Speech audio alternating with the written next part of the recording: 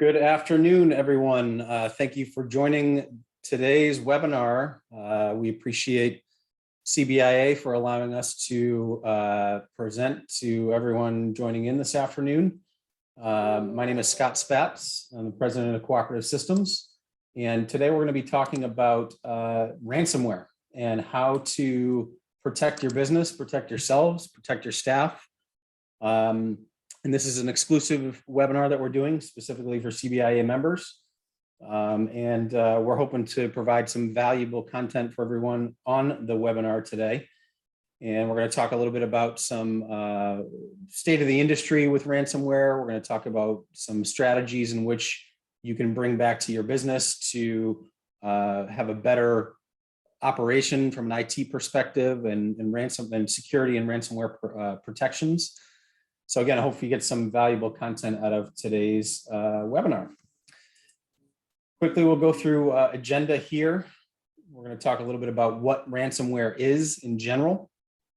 We're going to go through some statistics on ransomware and cybersecurity. Then we're going to talk about what's called IT operational maturity level.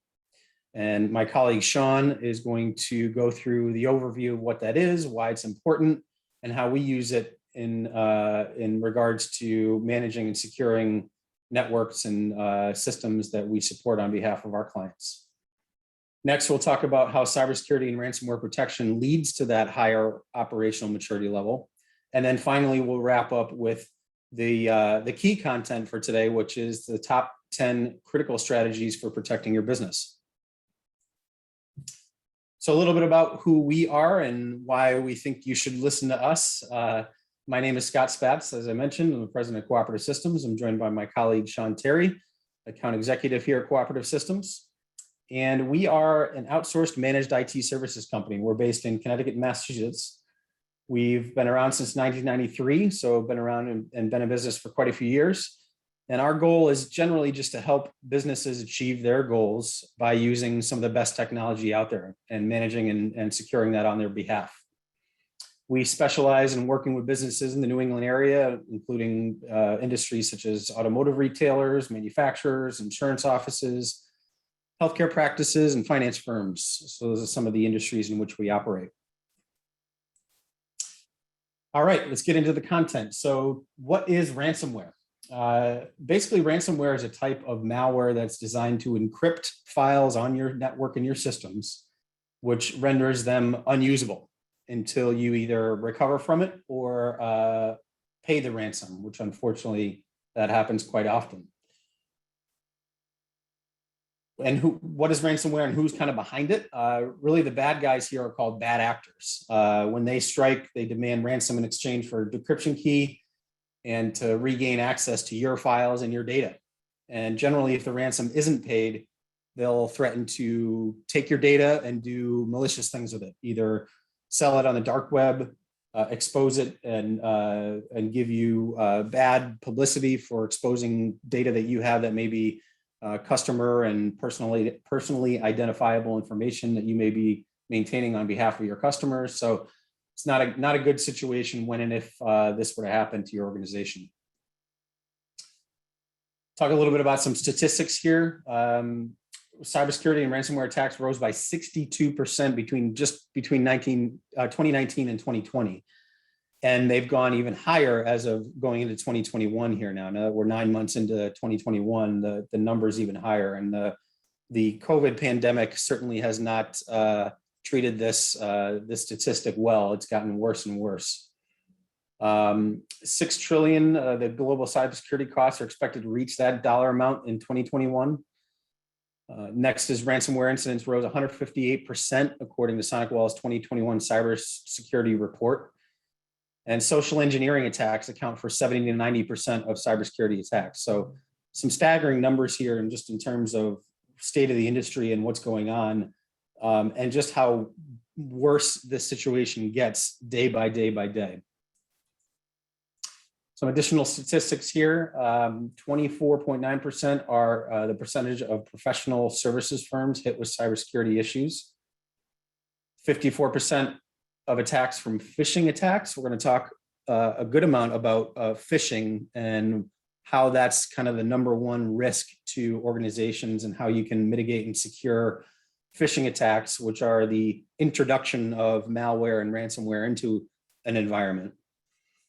26% cybersecurity attacks occur from lack of training. Another one of our key things we're going to be talking about today about how important training is, security awareness training is for allowing your staff and giving your staff the knowledge and capability to protect themselves, but also protect your organization from cybersecurity threats. And then lastly, here we have 50% or 25% of business had cyber insurance policies in 2016, but that rose to 50% today. So that's a good statistic. We always promote and talk with our clients about the importance of cyber insurance and how important that is to have in your business. So the fact that that's increasing year over year is a great thing to see in the industry. Crypto ransom payments just absolutely skyrocketed in 2020. And this graphic is only through May of 2021. So that number, as of today, and certainly going into the end of the year, that 2021 bar will be significantly higher than even in 2020.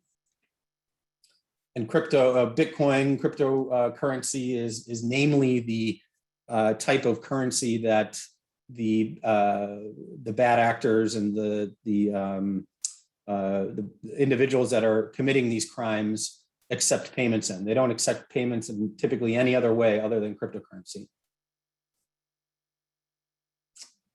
All right, some additional stats here we'll go through quickly. 60% of backups are only 60% of backups are complete, with 50% of restores failing. So shows the importance of how much time and emphasis you should be putting on backup and disaster recovery in your business, that even if you have a good backup and disaster recovery platform in place, testing it and doing test restores is the most critical thing to do to ensure that if there were an incident that you needed to recover from, that your backups are actually good and that you'll be able to recover and restore. 40% of SMBs will have their networks accessed by hackers, with 50% not even knowing it. And that's another big stat here too, is that a lot of times individuals, threat actors are accessing your systems and your data without you knowing it, until they've gathered enough intelligence about your business and about what you do and where the vulnerabilities exist, where they can expose that. And they may have been in your systems for months prior and already have all the information they need to exploit your business. 31% of attacks focused on business with under 250 employees. So it's not just about large corporations and large businesses, it's about small businesses as well. And 20 trillion, the number of dollars in revenues from cybercrime, which is they're expecting to eclipse the drug trade by the year 2025. So that's pretty crazy to see that. And then just this last graphic here about some of the leading causes of ransomware attacks reported by managed service providers like us. The top one there, 54% of phishing emails, I mentioned that already. Phishing is one of the biggest vulnerabilities that any business has. And the way to mitigate that is by way of a number of different technical controls, but namely the big way to mitigate that is security awareness training and arming your staff with good cybersecurity practices and allowing them to know what to identify as someone attempting to phish them or to phish your business and to try to gain access to your network and your systems. But then we have other things like poor user practices, lack of cybersecurity training, weak passwords, open RDP access, clickbait, malicious websites, and lost and stolen user credentials. Some just facts about ransomware that you should be aware of. I'm not going to read every one of these. You read some of them as I'm talking here, but every 11 seconds, a business falls victim to a ransomware attack. 98% of ransomware payments are made in Bitcoin, as I mentioned. 7.3 is the average number of days that a ransomware incident lasts. So that a lot of times means that that's the amount of time that your business could be shut down to during that recovery and getting your systems back up and running to be able to operate your business. Phishing emails are responsible for 91% of cyber attacks. Again, we just talked about that. So a lot of just facts here about ransomware and just what the impact is and importance for putting protective measures in place, training your people on good practices, as we talked about. So a lot of stuff that we're going to talk about today here. So what happens if your business or organization refuses to pay the ransom when and if you were to get a ransomware attack on your systems? What basically happens is you either pay or the data could be released to the public. And a number of businesses have experienced that. These are just some news articles from over the course of time of incidents that have happened here. Continue to be threatened if you don't pay on what they're going to do with your data, how they're going to expose your data, while the time that your systems could be down and inaccessible because they're fully encrypted and you're not able to use your systems until that decryption happens by way of you paying, or you are able to recover and restore from your backup system that you have in place. And how does ransomware generally affect your business? Namely, attacks cause temporary and or permanent loss of your data. We've talked a lot about your actual data so far today. But also it shuts down your business and shuts down your operations. You can't operate, you can't service your clients, you can't produce product that you manufacture, you can't take payments from customers, you can't do anything that you normally do to transact on a daily basis because your systems are shut down. And all these things result in financial loss, including loss of profitability and also customer reputation impact. And what does that mean to your customers' viewpoint of your business and them having confidence in you as a supplier of product or a service provider to them? So there's a big impact and cascading impact of your reputation. How ransomware affects your business. Attacks equal financial loss associated with remediation efforts. Damage is done to your reputation because your customers will always find out one way or another. They will find out when and if this were to happen to your business. And as we said, attacks mean lost revenue from downtime. You have your humongous recovery costs if you have to do a recovery. So that's something to think about when you're evaluating some of the costs of the protective measures that we're going to talk about today, and the operational expense that you'll have to protect your business. You got to compare that to what if you were to get a ransomware attack, what's the financial impact there? It's very similar to just having insurance. Yeah, you have to pay your annual premiums every year, and you don't like paying for something that you may not use, but when you do need to use it, and you have those protective measures in place, it's very valuable to your business.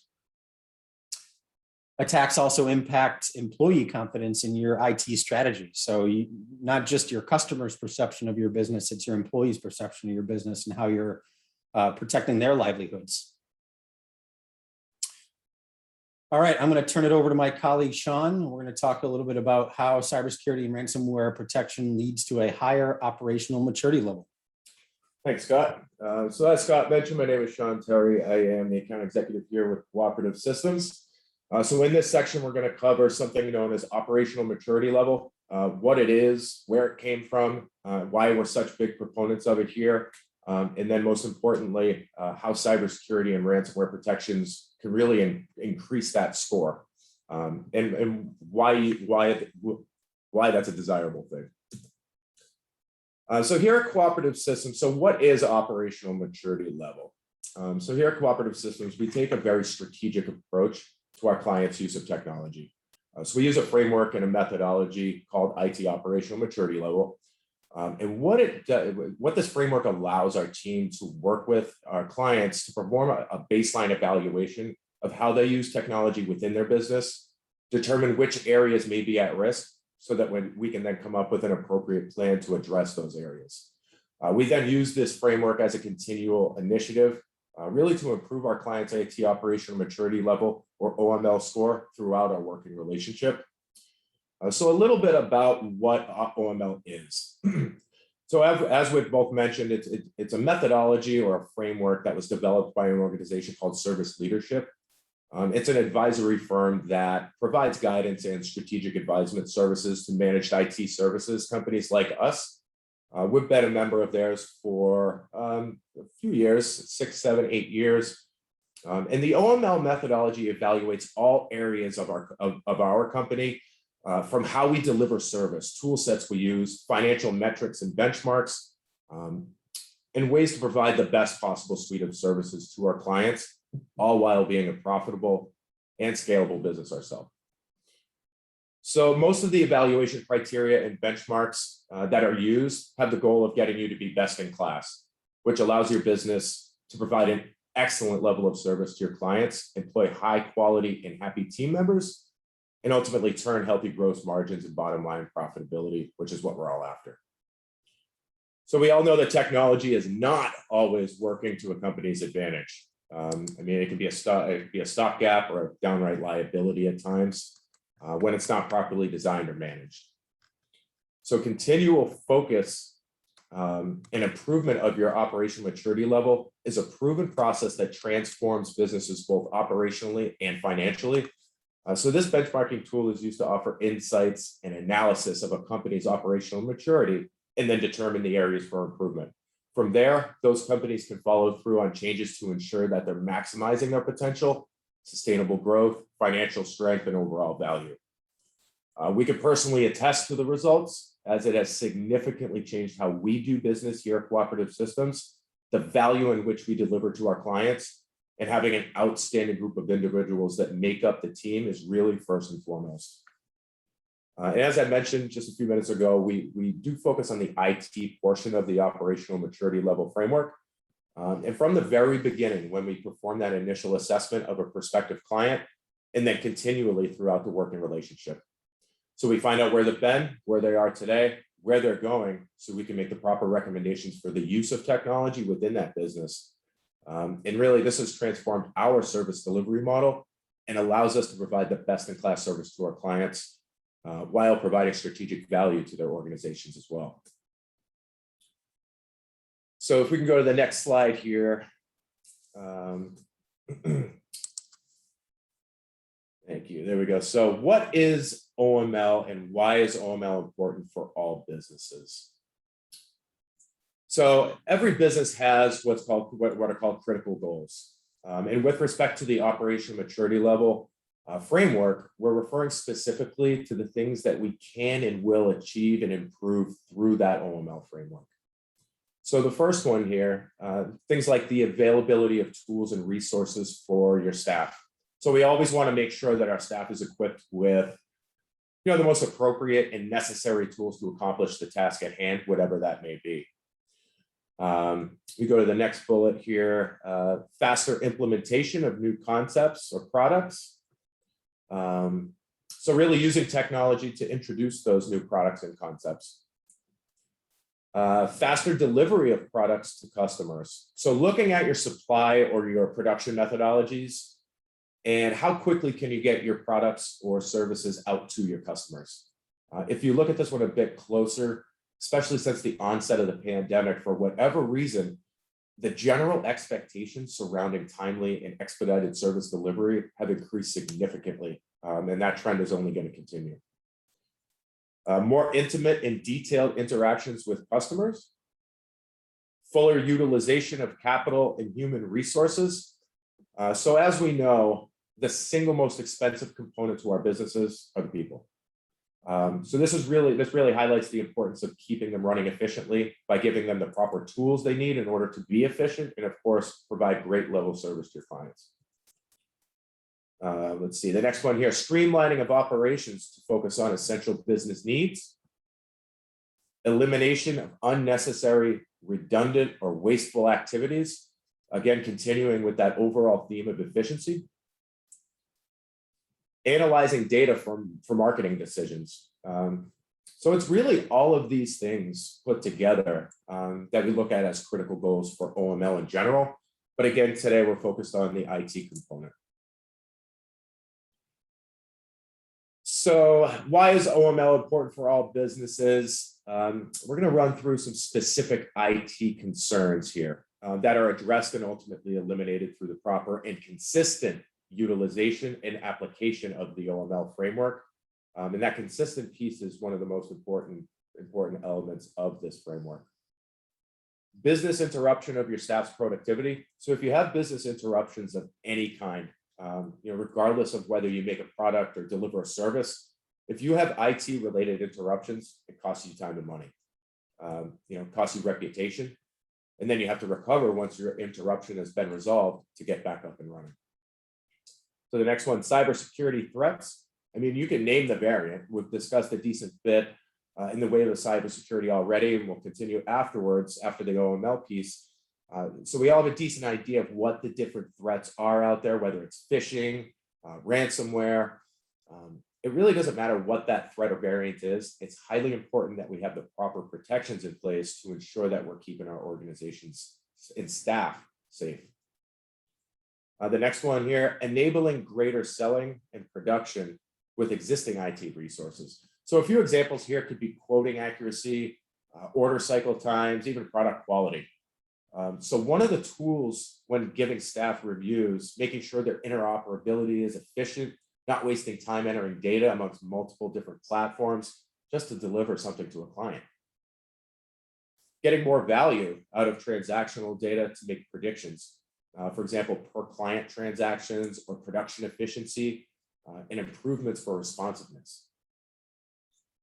Increasing system usability to speed up processes with CRMs, ERPs, and also to get better documentation of product results. So this speaks to having singular software systems that can operate really all components of your business, allowing everything to be tied into one platform.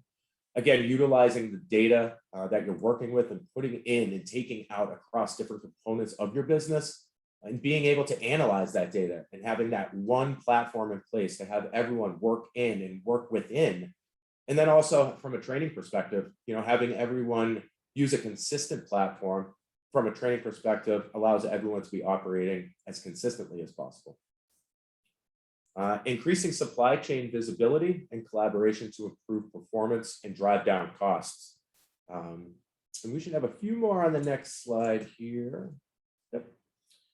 So just a few more. Improving production quality and accuracy by moving away from a CRM to using either an ERP, product lifecycle management system. So we just touched on this a little bit, but again, having that singular platform in place that you can run all of your production cycles through, whether it's a product or a service is irrelevant. Having that one platform for everyone's working within for each business unit is extremely valuable. Relying on existing IT systems to enable business to consumer initiatives. So really providing client access to your systems for collaborations, for interfacing with you and what you're doing and what you're working on. Experiencing downtime when software that drives expensive machines or valuable client interactions goes out of date and out of support during their useful life. So planning, I think Scott mentioned it already. I mentioned it almost daily in my interactions with potential clients. Planning and preparation is one of the biggest components to what we do here at Cooperative Systems. It's making sure we're ahead of the curve and that there are no surprises either on the client end or on our end. So when you have software that's either out of date or a piece of equipment that goes out of date, you're then put in a position where you have potential failures or outages that you're unable to recover from, maybe in an expeditious manner. Reducing the time spent preparing for audits. So let's say you're in a regulated industry, maybe you have upstream or downstream vendor requirements. Having a good, mature IT approach within your business and documentation around what you do, how you do it, and also how you should gear your organization. That allows you to reduce the amount of time you're spending preparing for audits or any checklists or any of the requirements that those vendors or regulating bodies may have that you have to comply with. And last but certainly not least, finding ways to turn compliance efforts into a competitive advantage. So a good example here, think about your competitors and who you go up against when you're in a selling situation, where you both have a fantastic product or fantastic service, and you're trying to establish a differentiator for yourself against that competitor. If you could show a good compliance program and a good business continuity program for your organization around how you manage your processes, your employees, and certainly the technology for your organization, and you can show documentation about how you can do that for a prospective client, that gives you a major leg up against the competition and shows how process driven you are and how you will be able to continue to provide a great service or product to that prospect going forward. In addition to having strong plans in place to protect against any potential risks, outages, or disasters going forward. So that brings us to what are some of the areas and opportunities for improvement. So reduced downtime, which we all know costs time and money. So if you can put in systems and measures in place where you can mitigate risk of downtime, then you can ensure that you're not going to have any instance where you're losing money based on productivity or based on that revenue generation. Reduced amount of time dealing with technology issues, which also costs money. So when you have downtime or outages or have issues, it costs resources, right? So whether you have an internal resource or an IT vendor, or whether you rely on a software vendor to fix an issue, you're trying to do it in-house, it all costs time and money. So the more you're preventative, the more you can mitigate the potential risk of wasteful spending, the better. Reduce risk, which saves money as well. With this one, you will not incur anywhere near the same level of organizational disruption or financial plan when you have the proper protections implemented, even if you are hit. Increased efficiency, which makes more money. So if you can ensure your systems are running well, they're running quickly, you don't have downtime, that your employees have the technology that runs well, runs efficiently, you're giving them the tools to be efficient, and you're giving them the opportunity to be as effective as possible in their role, which ultimately allows your business to run better and be more productive. And then as a result, really, of any of these items is increased revenue production. So if you can avoid having downtime, if you can make your systems run well and efficient and quickly, you're giving your employees the tools that they need to succeed. The result's going to be increased revenue productivity and production across the board. So this next slide here, operational efficiency and effectiveness levels. So there are 5 functional areas on which a company is evaluated that tells us where they are in regard to their operational maturity. And what you see right here are the levels themselves. So each is relative to the next, but the difference looks very different between, say, OML level 1 and OML level 2, as opposed to the discrepancies between OML level 4 and OML level 5, as you probably expect.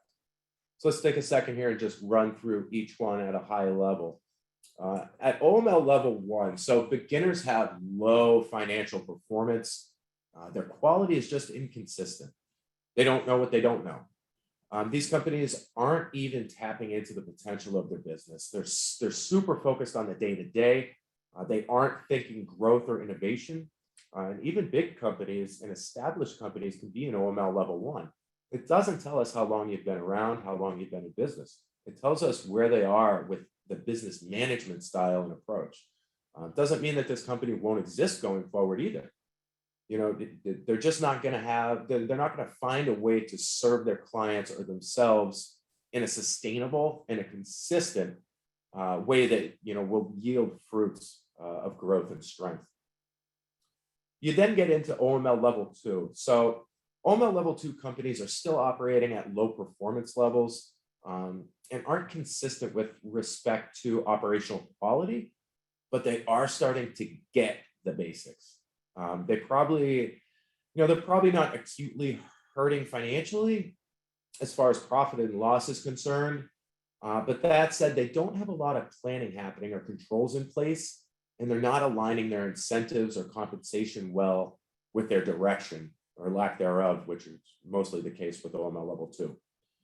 They don't have a strategy that is uniform, so it is likely causing recurring problems to erupt or processes to implode. OML level 3 is scaling. This is where we start to see some performance and quality of service. Controls are somewhat in place, but could use some serious tweaking if you look closer. There are budgeting and tracking mechanisms and incentive plans that are tied to those, but overall, there is still a lot of room for improvement with OML level 3 and to build upon. When you get into OML level 4 and OML level 5, that's when you get into the optimizing, the innovating. So companies at this level have really solidified their tracking, their analysis, their controls. Their scopes are identified in implementation, and it's really starting to take off. And then innovating, these companies, this is peak financial performance, maximized value, the highest quality and efficiency with regard to services and solutions in place, and really have become both industry and thought leaders in their respective space. So that brings us over to OML functional traits. So with OML framework, there are the 5 core functional areas measured within the index. The results of each index are really what make up the overarching OML for a business at the time of the evaluation. So quickly, financial tools and analysis, day-to-day operations, pricing methodology, budgeting, planning.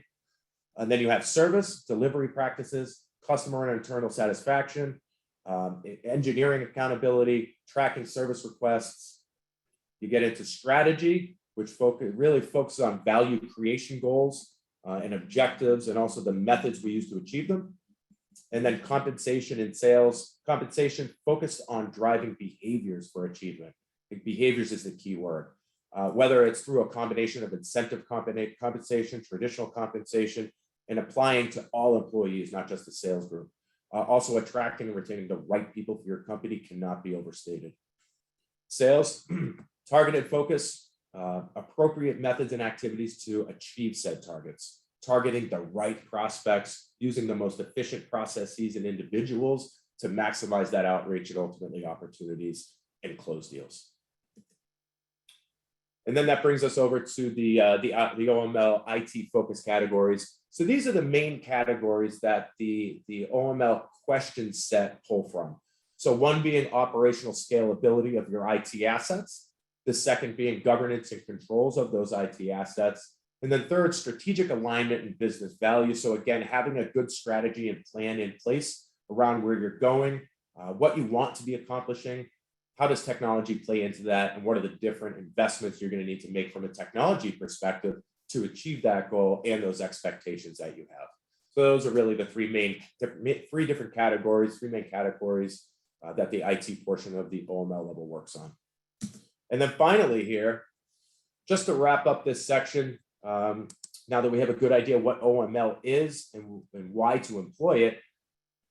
So the first one here, operational maturity is a methodology to determine your IT scalability that's relative to the size, age, and operation level of your business. Number 2, operation maturity level is a process we use to measure business and improve their performance. Again, it has nothing to do with how long they've been in business, all about the management strategy.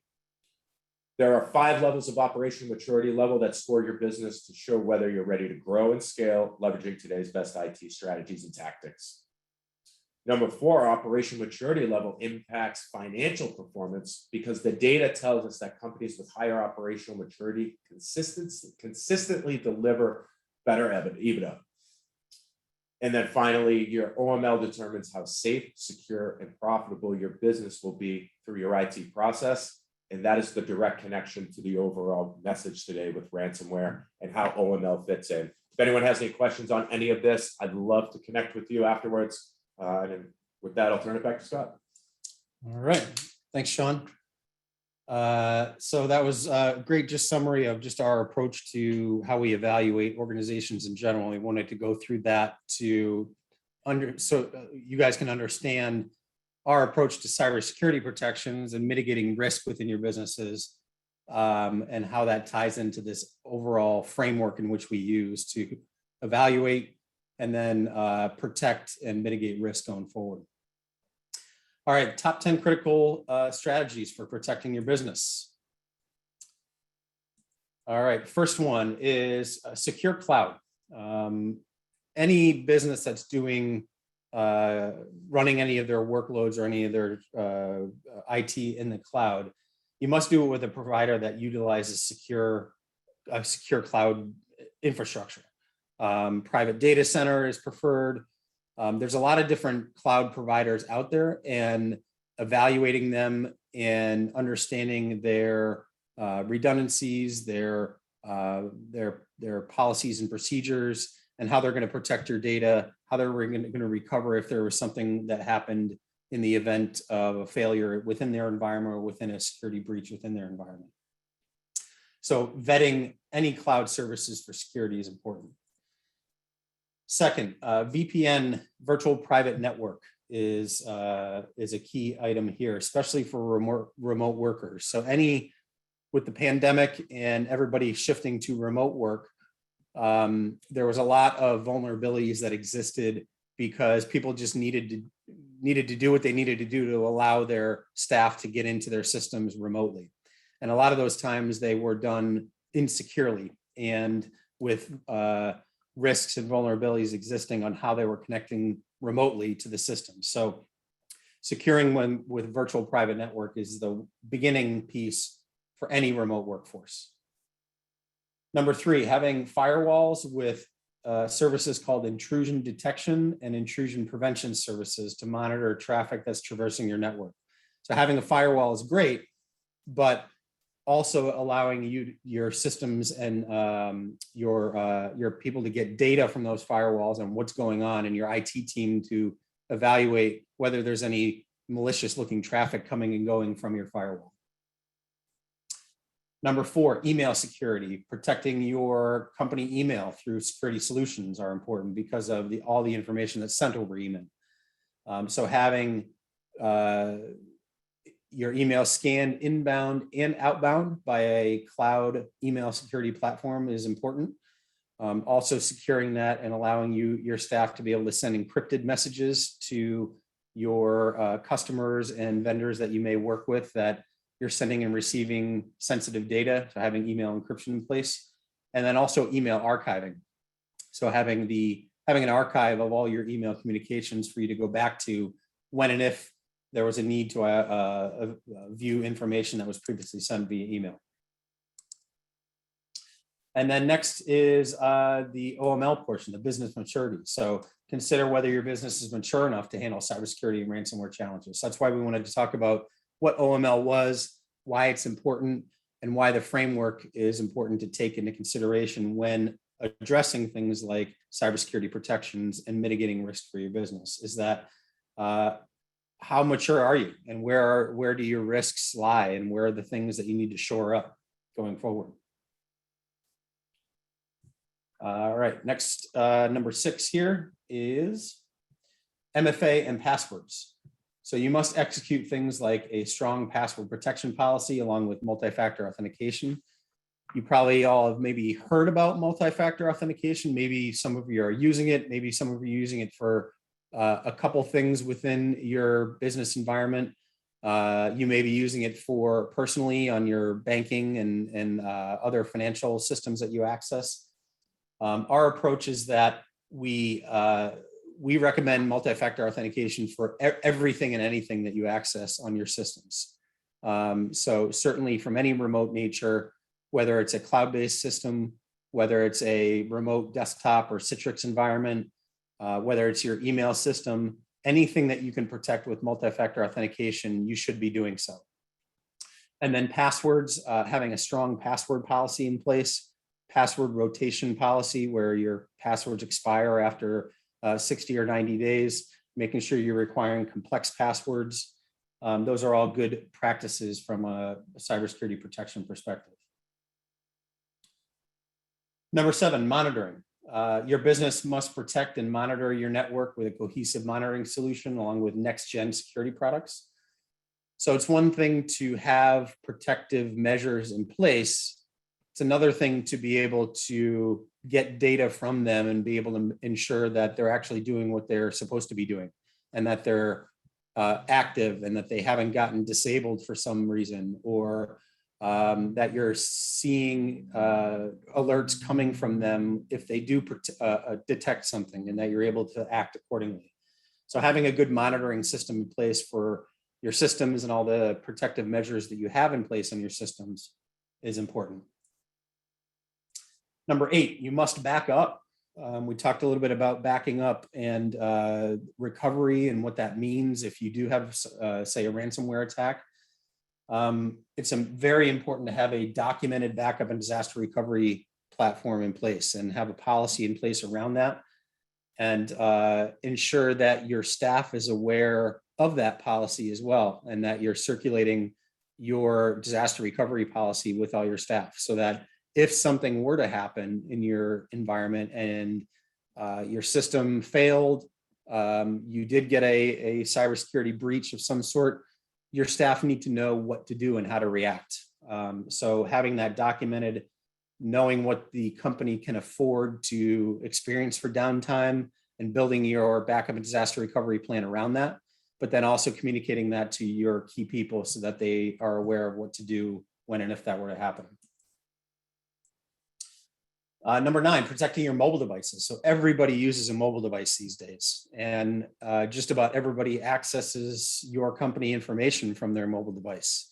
So creating a mobile device policy and plan for how mobile devices will be used within your environment, and then also protecting them and mitigating and evaluating what data they need to get to for their day-to-day job functions.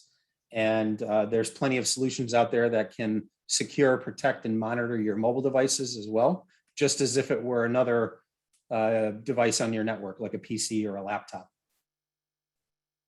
And then lastly, training. We talked about training a little bit already today, is train and train and train your staff as much as you can. Most of the vulnerabilities that exist and that come into any given business environment are the result of someone doing something that they shouldn't have. And while there are plenty of technical controls available and that may be in place in your business environment, they're not bulletproof, and they're not 100%. So a lot of the risks and vulnerabilities that get introduced into environments come from, again, someone clicking on a phishing email, someone social engineering your staff and gaining access to your systems and your data as a result of that. So training your people on what to be aware of, good cybersecurity hygiene processes, that's ultimately important to your business. Next, we wanted to just kind of put up a summary of some of the baseline cybersecurity protections you should have in place. We talked a lot about controls and kind of high-level subject matters, but these are the specific types of protections that we believe that you should have in place at a minimum. Number 1 is multi-layered endpoint protection device software. So not just antivirus software, you got to have multiple layers: antivirus, anti-malware, anti-exploit, anti-ransomware, anti-rootkit. So there's a number of different layers of endpoint protection that you should have in place on all your computers, all your laptops, your mobile devices, as I just mentioned. Next is endpoint detection and response. This is something that's a newer type of software available in the marketplace in the past number of years. Some people refer, or some of it's referred to as next gen AV. And basically what it is it's artificial intelligence powered, machine learning powered protection for your endpoints. And the software basically has a baseline of what's normal in your environment and what are normal things that are going on a given device. And then it looks for anything that's abnormal.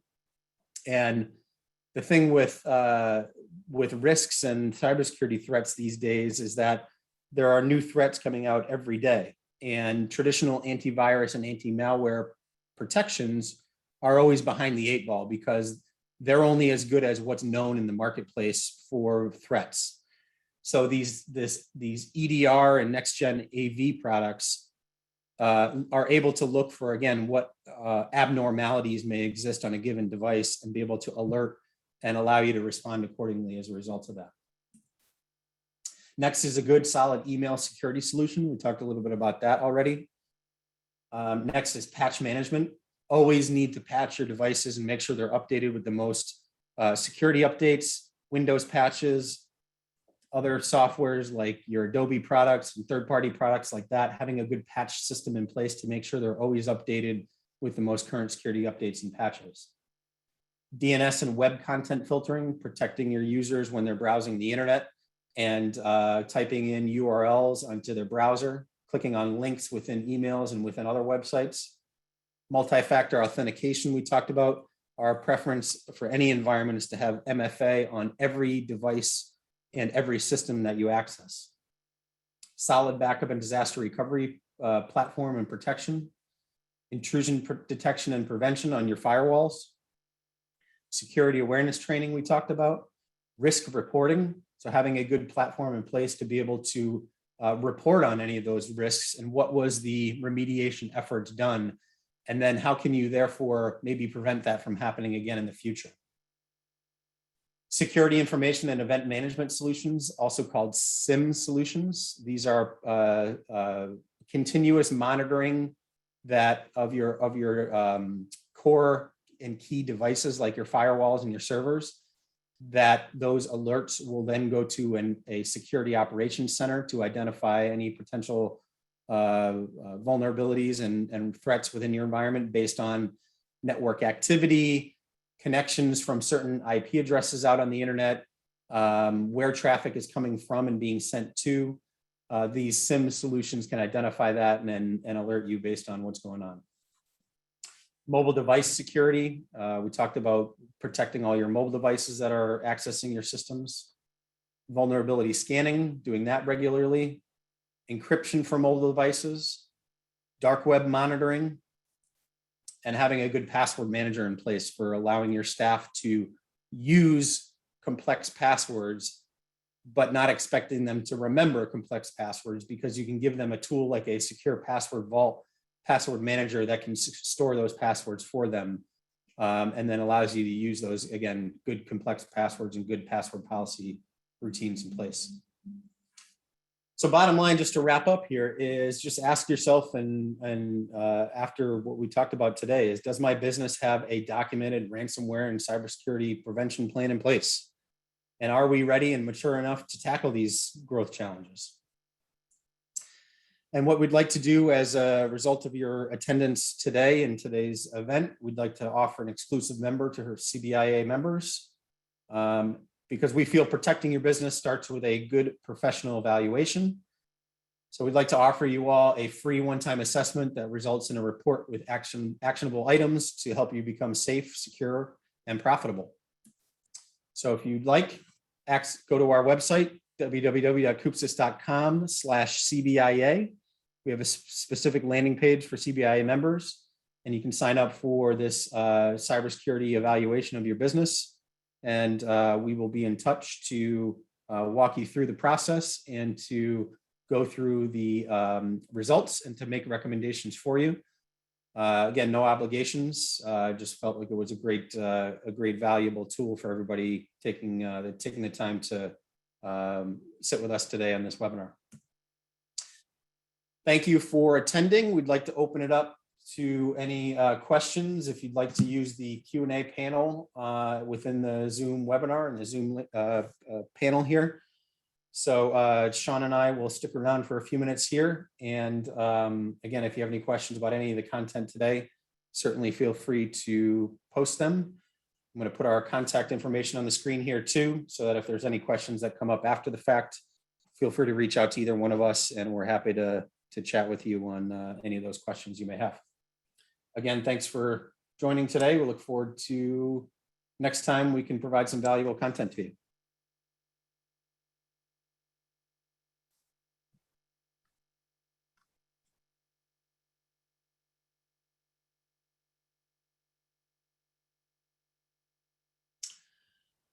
All right, so we have a question here about what SIM solution do you support, and what would an annual cost for a solution such as this given a typical office with 35 plus or minus users? So we use a SIM product. It's through our management tool and proprietary management system that we use, that we operate our business on. It's not an off-the-shelf SIM solution because it's tied into our monitoring and maintenance platform. But it is tied in with the Sentinel-1 platform. But again, it's this solution that we use specifically for our clients has other tie-ins and other features that tie in with our monitoring systems. Cost, depending on how you roll it out, we typically recommend at a minimum to have it on your firewalls and your core servers at a minimum. You can also have it installed on your endpoint devices as well. Typically for servers and firewalls, it's about $100 to $200 per month, depending on the level of filtering that you're doing and monitoring that you're doing. So it's $100 to $200 per server, per firewall. And then the price is less on the endpoints. I believe it's about $50 a month per endpoint. But we typically will stress more to have the multi-layered endpoint protection softwares on your endpoints and your user devices, as well as the next-gen /EDR platforms on those endpoint devices.